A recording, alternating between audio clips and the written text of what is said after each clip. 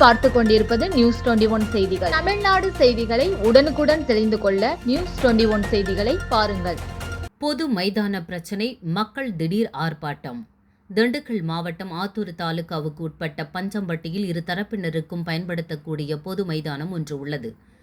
இந்த பொது மைதானம் தொடர்பாக ஏற்பட்ட சர்ச்சை குறித்து 100க்கும் மேற்பட்ட கிறிஸ்தவ பொதுமக்கள் மாவட்ட ஆட்சியர் அலுவலகம் முன்பு ஆர்ப்பாட்டத்தில் ஈடுபட்டனர்.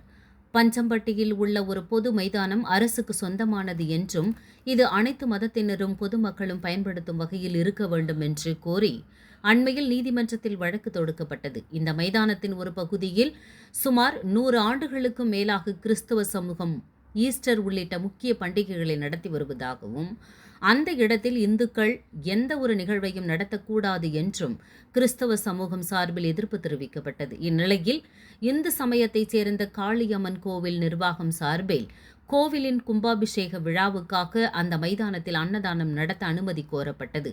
இதற்கு கிறிஸ்தவ சமூகம் எதிர்ப்பு தெரிவித்த நிலையில் நீதிமன்றம் அனைத்து தரப்பினரையும் கருத்தில் கொண்டு இரு மதத்தினரும் விழாக்காலங்களில் விழாவை முடித்துவிட்டு சுத்தம் செய்து பாதுகாத்துக் கொள்ள வேண்டும் என்று தீர்ப்பளித்தது.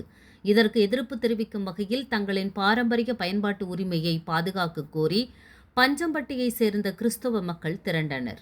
மைதானத்தின் ஒரு பகுதியில் பல ஆண்டுகளாக பயன்படுத்தி வரும் தங்களின் உரிமையை அங்கீகரித்து அதன் பாரம்பரிய பயன்பாட்டை உறுதி செய்ய வேண்டும் என கோரி மாவட்ட ஆட்சியர் அலுவலகம் முன்பு சுமார் 100க்கும் மேற்பட்ட ஆண்கள், பெண்கள் மற்றும் குழந்தைகள் அடங்கிய பஞ்சம்பட்டி கிறிஸ்தவ சமூக மக்கள் ஆர்ப்பாட்டத்தில் கலந்து கொண்டனர்.